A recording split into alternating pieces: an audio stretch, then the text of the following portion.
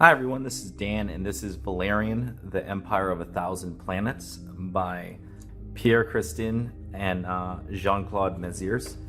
So it's been a while since I did Valerian. The last time I did it, I did their first book, which was Bad Dreams, which was a solid story, but this really, this particular BD, the Empire of a Thousand Planets, is really where Valerian got most of its, I guess, fame and renown in the French, Belgium, European comic strip market, right? And this story is also serves as the basis for the movie Valerian, Empire of a Thousand Planets, too, that was released a while back. I actually never watched that movie. I heard it wasn't really much of a success, at least from the box office wise. But some people have told me it's actually a pretty decent movie. One of these days I'll probably watch it, on I don't know, some sort of streaming service or something like that. Probably it's going to end up like The Fifth Element. But anyhow, so this story right here, what I will say, just initial thoughts before I jump into this. This story is this BD is very, very influential. The series Valerian is very influential in and of itself. And there's a lot said about its influence on Star Wars. And in fact, the opening right here, so you can see the Luc Besson, the director of the movie, plus the two lead actors for the movie. And this, by the way, this is the Complete Collection Volume 1. These books, Valerian, the BD series, are very, very influential. Very, great ideas. I think this series and a couple others really is what led to Heavy Metal magazine, as far as like the science fiction stories that would later populate that magazine in France. And one of the things that is very fascinating about Valerian, in particular Empire of a Thousand Planets, is its later influence on Star Wars, uncredited or not credited, right? There's obviously the creators kind of remarked that when they watched Star Wars, they were a little bit, miffed at how many things were very, very obviously influenced by their BD. I don't know if George Lucas ever admitted as much that Valerian was a big influence on Star Wars. I think obvious things that he mentioned was Flash Gordon and the Japanese movie The Fortress, right, being influences to his work. But as you can tell here in the images, there's a lot of obvious influences here. I know one of the designers on The Phantom Menace, which is part of the prequels, he admitted as much to having a collection of Valerian albums as something that he used as reference, right? And when you read this story, you will see why this particular story is so influential. Kind of a particularly long BD. I think it goes, what is this, 115 to 159, so I think it's like it's about standard 45 pages, right? Though again, like I've said about a bunch of other BDs and French comic books, the sheer panel count is very, very large, or very, very high per page, I should say. And the amount of text per page is also significantly higher. And as you can tell, the book in and of itself, this is more standard book size for BDs. It is significantly larger than American comics, obviously massive compared to the Japanese and Korean stuff. But anyway, just jump into this book right here. We open up and it kind of tells you, a nice little introductory sort of page about the universe and the planets, and the introduction of this solar system with Sirte, the sort of crown planet of this empire of 1,000 planets, right? So we have a solar system with 1,000 planets. And you kind of see these great images of a vast empire. Here you got, very imaginative creatures and alien designs and stuff like that throughout there. Also, this is classic coloring from the times. I think Valerian, if I remember correctly, I wonder when this is published. Sorry, I gotta look back here and remember when this thing was freaking published.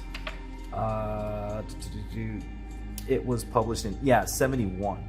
So you got to realize that the coloring at this time, for all forms of print media, in particular also, everything was sort of flat, and it was very difficult to do intense gradients and tones. That being said, the source watercolors done here by the French artists are still very excellent, and I do enjoy like the mood coloring that's going on here. Anyhow, they explain this empire, all of the great cultures and the many different people of the 1,000 planets that are here, and there's a race of people called the enlightened heads, Neds, that basically kind of run the whole empire, and nobody kind of goes against them. And then there's a spaceport and solar panel arrays and stuff like that. But the narrator here also notes that this empire, despite how vast and large it is kind of crumbling in a bit of sort of an aging and dying empire. Here comes Valerian and Laureline from Galexity, as we remember. Galexity and Valerian, Laureline, it's sort of like a Star Trek type of thing. They basically work for a humanistic star command, Galexity, and they go around both space and time, sort of solving issues and stuff like that, mysteries and crises and stuff across the space-time continuum. Hence the original name of this series, Valerian Spatio-Time Agent, right, is the original name of this series. Though later, most people just refer to it as Valerian, right? So they're showing up, and this is actually humanity's first contact with the Syrtian Empire, right? You have both Valerian and Laureline kind of commenting about how they've never really, engaged. Humanity has never really engaged with this empire, so they're not really sure what's going to happen when they show up here. And turns out they are kind of able to slip in without any kind of problems. And in fact, they go to a market, and Valerian actually buys Laureline a human watch, which is kind of amazing to them how a human watch ended up all the way in this remote empire. This kind of leads to an issue where one of the enlightened Neds basically demands Laureline explain where she bought this watch and what it's for. And then when she obviously explains what the watch is for, everyone laughs at her, and the enlightened ends up running away. Now, this leads into a bunch of problems for Valerian and Laureline as they get kidnapped and dragged over to a temple where they're interrogated by the enlighteneds, who of course know that they are from Earth, since they know what this watch does, right? One of the things you're going to notice here is how ungodly fast this story is moving, and it actually makes it very fun to read through this. It especially if you don't have a lot of time, reading Empire of the 1,000 Planets is actually like a really good read that doesn't take a lot of your time. You can get it done in about, I would say, if you're taking your time, it's like less than an hour to read this thing. But it's very, very fast paced. You're not going to feel bored when you're getting it, especially if you get past the first 2 pages where they're setting up the setting of the whole thing. Then the rest of this moves at like basically hyper light speed. It's actually very enjoyable, to be honest.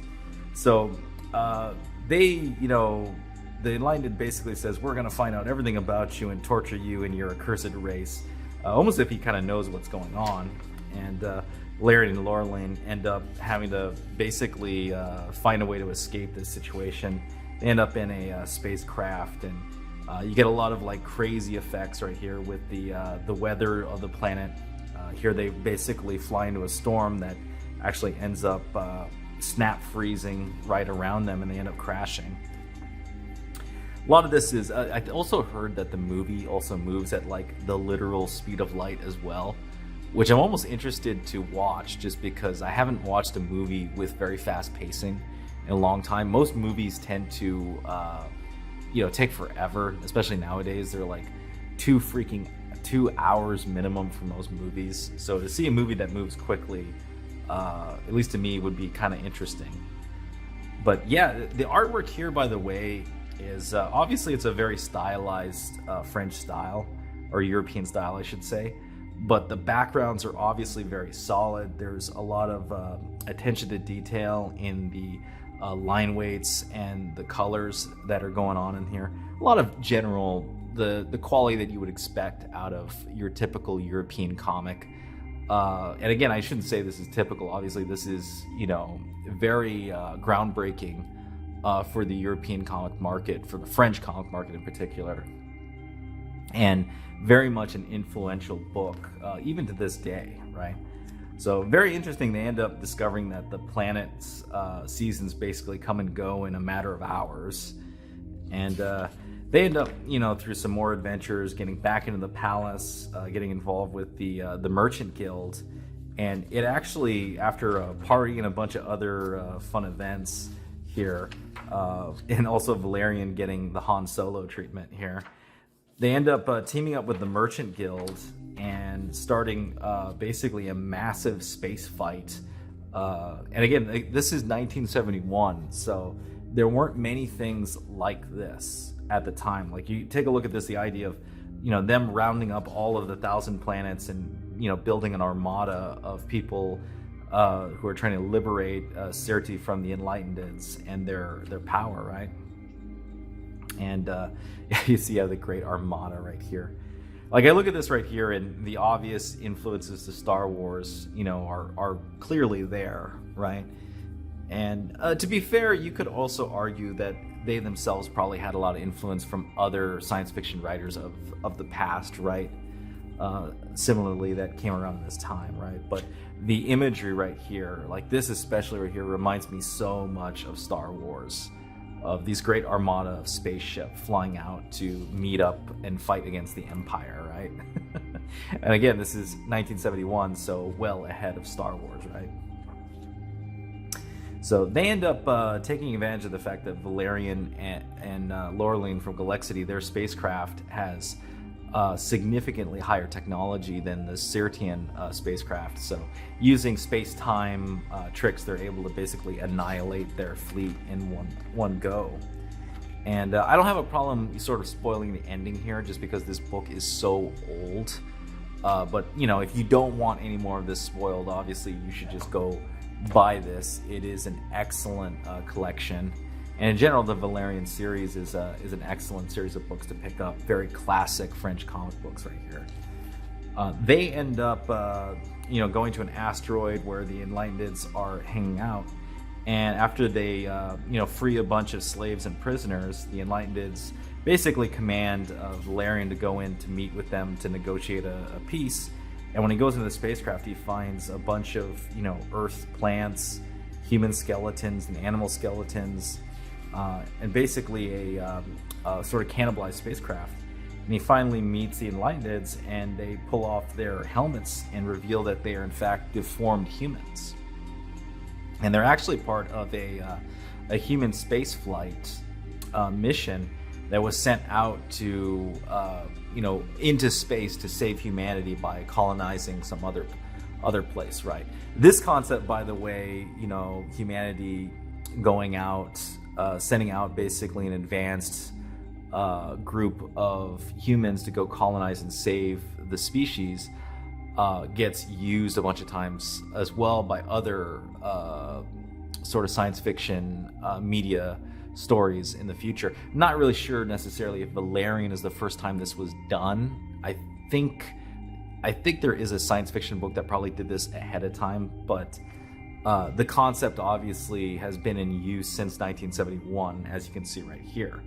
So they ended up being almost annihilated by a cosmic event, and they almost died from radiation. They crash landed on Sirti and eventually took over the planet through the use of their technology, as human technology, even of their era, was ahead of whatever the Sirtians were doing. But they really weren't, they were basically, made into ghouls by the radiation. So while they were able to figure out a method of gaining immortality, they were never really human anymore. They were basically just laying around to die. And they were cursing humanity and Earth for sending them out into the great beyond with no way of surviving and no way of gaining back their humanity, right? So he returns the watch back to him, and they decide to commit suicide and blow up the spacecraft, right? Very, very sad ending. Actually, also reminds me, similar to the ending of the first, or the Zero Thorgal volume, The Betrayed Sorceress. So this is a very, like, sort of sad kind of ending that a lot of these Beideis have. I always kind of like this. The endings to a lot of these French comic books are always kind of melancholy and bittersweet. And I've always kind of liked that. It has more of an emotional pull to you. That is more akin to like manga, honestly, than to American comics. And it's that emotional draw that really makes these comic albums really live long beyond their time.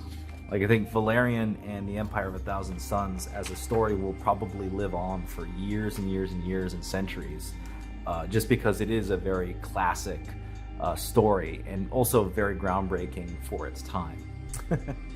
Anyhow, kind of babbled on along enough.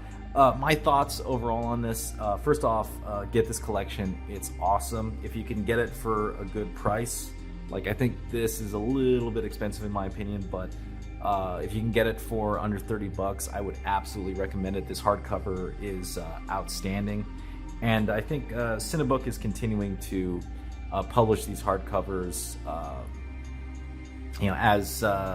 as they all get collected. I think the whole thing is available for the most part. This is actually pretty decent production quality by Cinebook, by the way. Normally these Cinebooks are like in paperback format, and it's just the binding is garbage. But this hardcover is excellent. So if you were ever curious about Valerian or French comic books and you wanted a real nice one, I cannot recommend Valerian enough. Very, very influential, very groundbreaking, and also overall a great read, especially the second half of this collection is pretty darn solid. Anyhow, that's the video, guys. Let me know what you think. If you like this video, please hit the thumbs up, subscribe if you haven't subscribed, hit the bell for notifications. If you got any comments on Valerian and the Empire of a Thousand Planets, leave it down below. I will see you next time.